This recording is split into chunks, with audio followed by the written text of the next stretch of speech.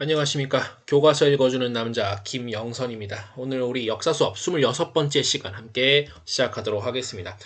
자, 오늘 단어 문장부터 읽어볼게요. 대단원, 3대단원, 지역세계의 교류와 변화. 2. 중단원, 동아시아 지역 질서의 변화. 중단원이 바뀌었어요. 1. 소단원, 명청이 동아시아 국제 질서를 주도하다. 라는 내용입니다. 교과서는 108에서 109페이지 펴주시면 되겠고요. 주제 및 학습목표 읽어보도록 하겠습니다. 자, 오늘 등장할 나라는 바로 명나라입니다. 자, 명나라 나와 있는데요. 첫 번째, 명나라의 건국초 모습. 처음에 세워졌을 때의 모습을 이해한다. 두 번째, 명나라의 대외관계 방식을 파악한다. 대외관계, 다른 나라와의 관계 방식인 거죠. 대외, 외국을 대하는 방식. 자, 세 번째, 명나라의 패퇴 과정을 이해한다. 자, 패퇴라는 단어를 우리가 쌤이 지난번부터 계속 쓰고 있는데요. 원나라, 송나라 이럴 때 쓰고 있는데, 패퇴 과정, 뭔가 약해진다. 하강하는 이미지 우리가 배웠습니다. 단어 몇 번 얘기했고요. 자, 그러면 우리 명나라의 건국초 모습부터 한번 가보도록 하겠습니다. 자, 보시면 좀 당겨볼게요. 자, 첫 번째, 명나라가 세워지는 모습을 정리해 봅시다. 라고 되어 있습니다. 자, 처음에 명나라가 건국되는 모습이죠. 자, 건국초 모습이니까 세워질 때 어떻게 세워지는지 보도록 하겠습니다. 자, 먼저는 때는 언제냐? 바로 여러분들, 그렇죠. 14세기 되시겠고요. 14세기 중엽에 원나라가 약해져요. 알고 있죠? 원나라가 약해졌어요. 원나라 약해지면서 어떤 일이 벌어졌느냐? 자, 무슨 출신의? 교과서 보시니까 그렇죠. 홍건적 출신의 주원장이라는 사람 이름이에요. 주원장이라는 사람이 누구를 모았어요? 그렇죠. 원나라에 반대하는 세력, 반원 세력을 모아서 그래서 어디다가 명을 세우고 나라를 명을 하고 세운 거죠. 지역은 어디다? 난징이라고 한다. 나라를 난징에 세웠다라고 하는 것입니다. 그리고 자기가 황제의 자리에 오르게 됩니다. 자, 보시면 홍건적이라는 게 뭐냐면 이게 일종의 그 도적 집단입니다. 도적 집단인데 종교적인 색채를 띤 그런 종교 집단인데 교과서 보시면 아마 왼쪽에 바로 나와 있을 거거든요. 그거 한번 읽어보시고 어쨌든 도적 집단 출신의 그 한족의 농민이었거든요. 주원장이라는 사람이. 근데 이 주원장이라는 사람이 거기서 이제 튀어나와가지고 반원 세력을 모아서 난징에 나라를 세웠다. 그리고 그 나라 이름은 명이다. 라고 하는 것이죠. 그게 14세기 중엽이죠. 1368년에 1368년이었습니다. 자, 그는 몽골을 이북으로 몰아냈대요. 어디 이북으로? 야, 이거 배웠습니다. 우리 지지난 시간에. 그렇죠. 어디? 그렇죠. 만리장성 이북으로 몰아냈습니다. 그리고 한족 왕조를 부활시킨 거죠. 그래서 그가 바로 명나라 태조 누가 되시겠다? 누가 되시겠다? 홍무제 되시겠습니다. 명나라 태조 홍무제라고 부릅니다. 그렇게 한번 기억을 해주시고요. 자, 넘어갑니다. 자, 홍무제의 권력 강화 방식. 그러니까 이 명나라를 세웠던 홍무제가 어떤 식으로 자기의 권력을 강화시켜 나가느냐. 자, 이 사람은 중앙의 권력도 집중시키고요. 지방의 권력도 집중시키거든요. 누구한테? 황제에게 집중시킵니다. 자, 어떻게 하냐면 자, 중앙 같은 경우는 자, 뭐를 폐지해요? 그렇죠.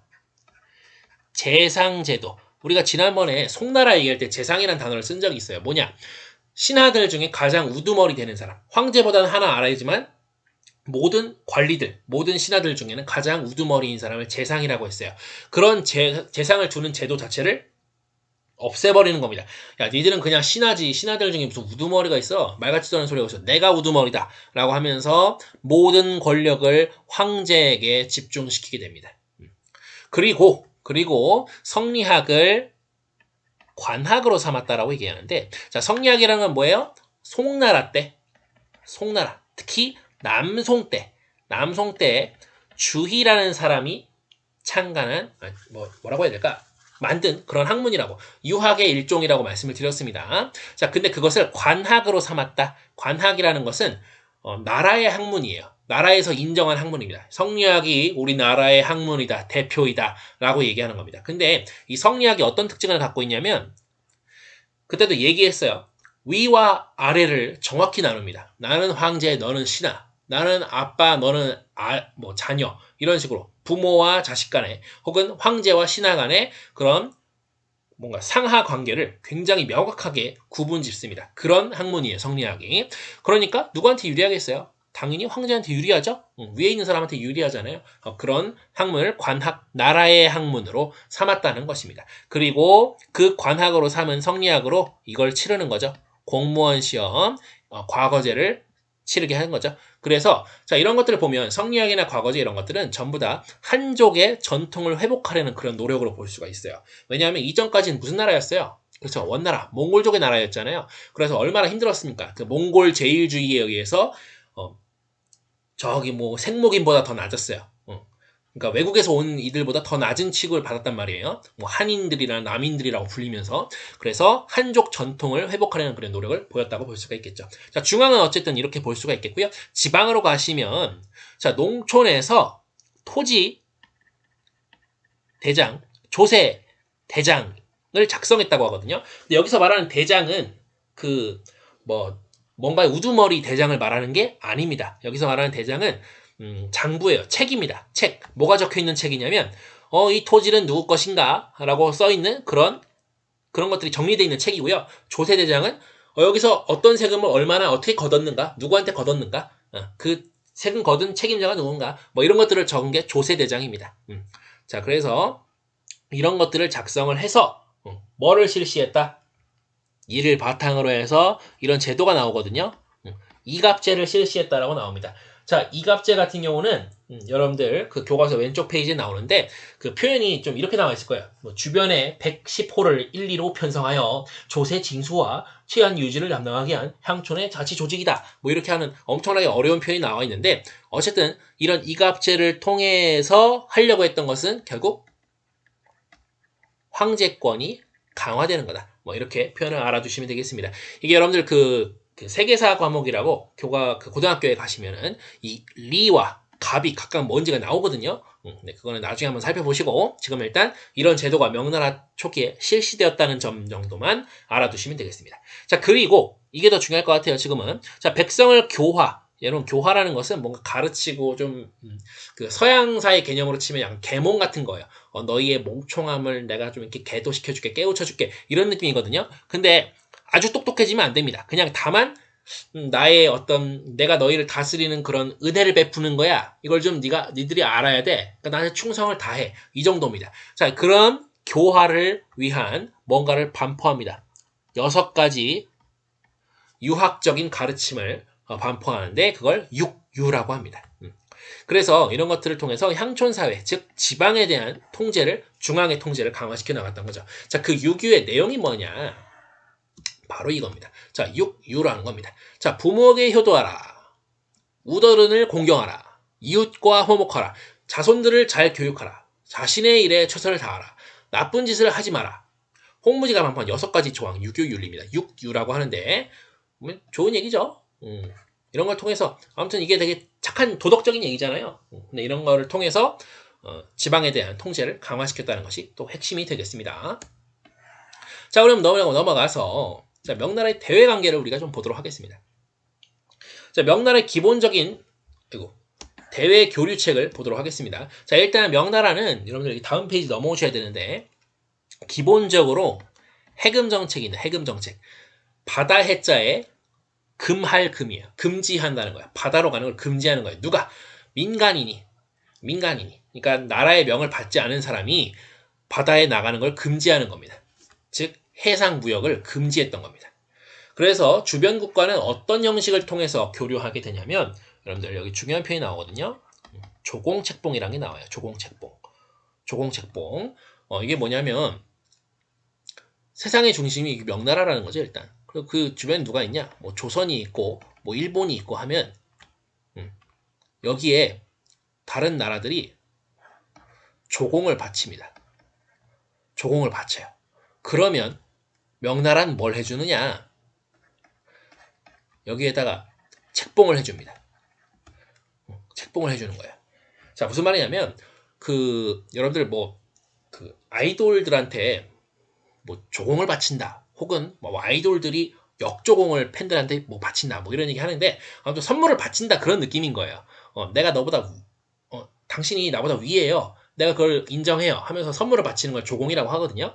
요즘은 그런 뭐 조공을 바친다 이런 느낌이 약간 다른 느낌이긴 하지만 어쨌든 선물을 갖다 바치는 겁니다. 당신의 우위를 인정하면서. 그러면 그 조공을 받은 나라는 뭘 해야 되냐면 책봉을 해주는 거예요. 책봉이라는 것은 너희가 거길 다스리고 있다는 것을 내가 인정해준다. 왜? 내가 이 세상의 중심, 즉 천자, 하늘의 아들로서 조선 땅, 너희 조선 다스리는 거 내가 인정해줄게. 일본 땅, 너희 일본 다스리는 거 인정해줄게. 이런 것들을 책봉한다고 하거든요. 혹은 봉한다라고도 얘기하는데 이런 것들을 그냥 서로 이렇게 하는 왔다 갔다 하는 그런 교류 관계였어요. 외교 관계가 그런 식이었습니다.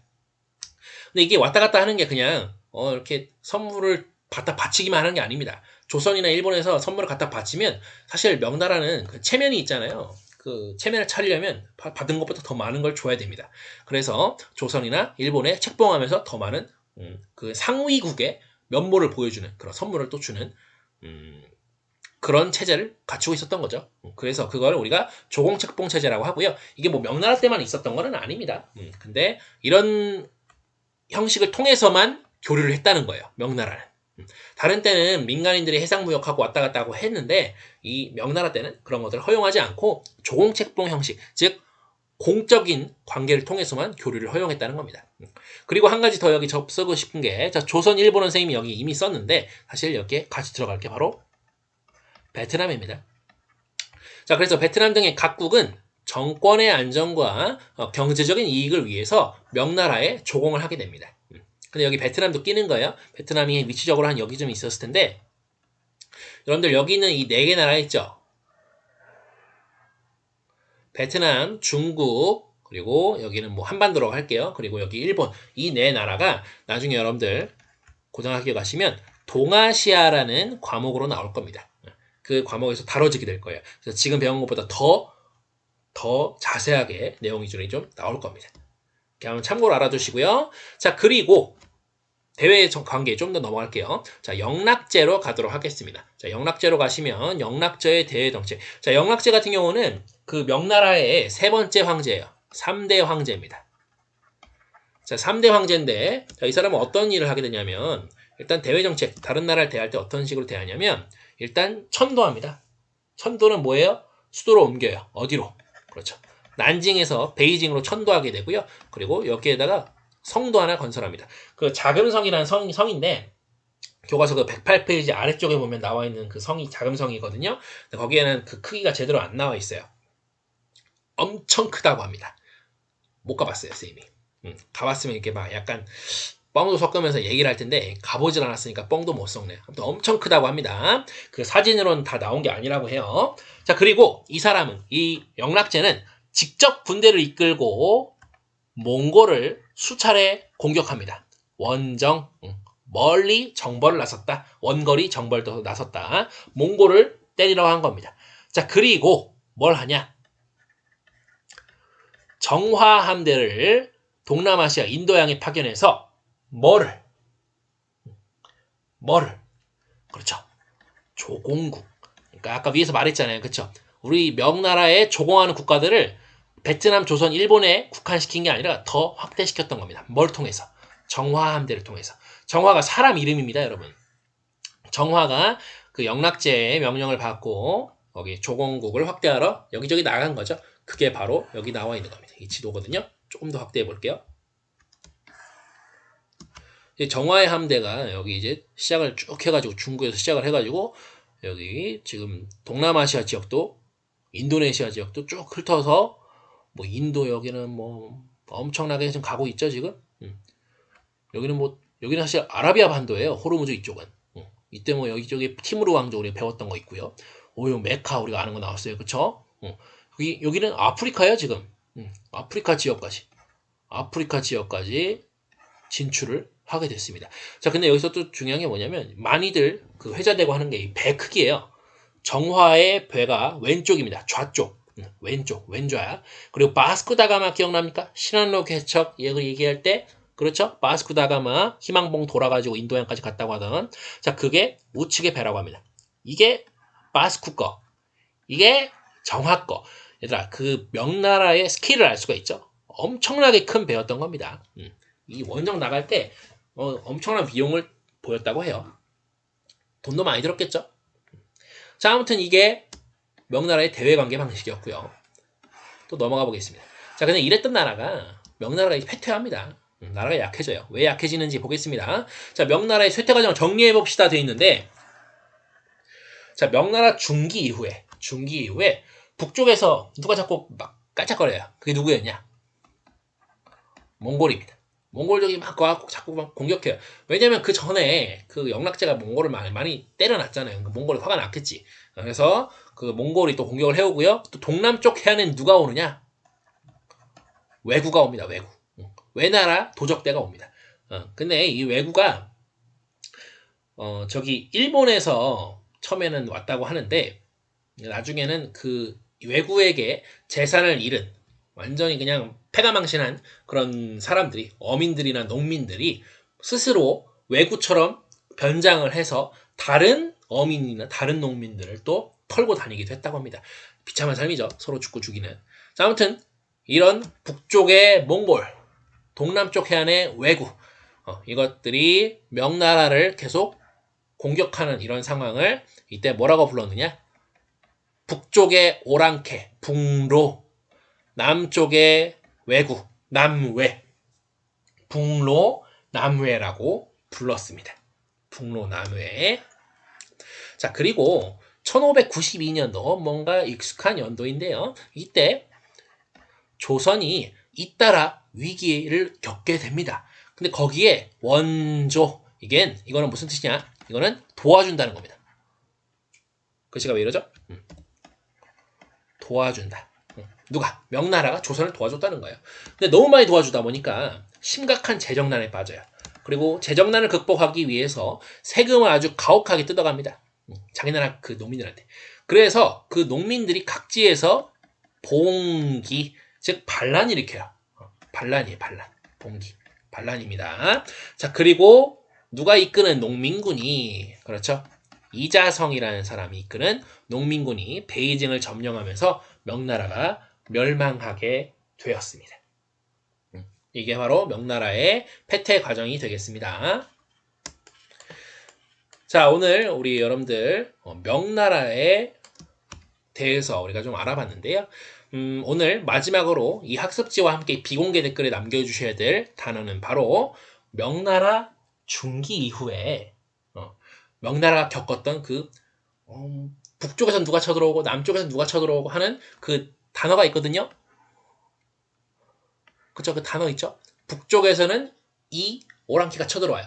남쪽에서는 또 이 오랑캐가 쳐들어와요. 이 위기의 상황을 말하는, 지칭하는 4글자짜리 단어가 있습니다. 이 단어를 비공개 댓글로 남겨주시면 되겠습니다. 자, 오늘도 수업 대단히 고생 많으셨고 여기까지 하도록 하겠습니다. 대단히 고생 많으셨습니다. 안녕.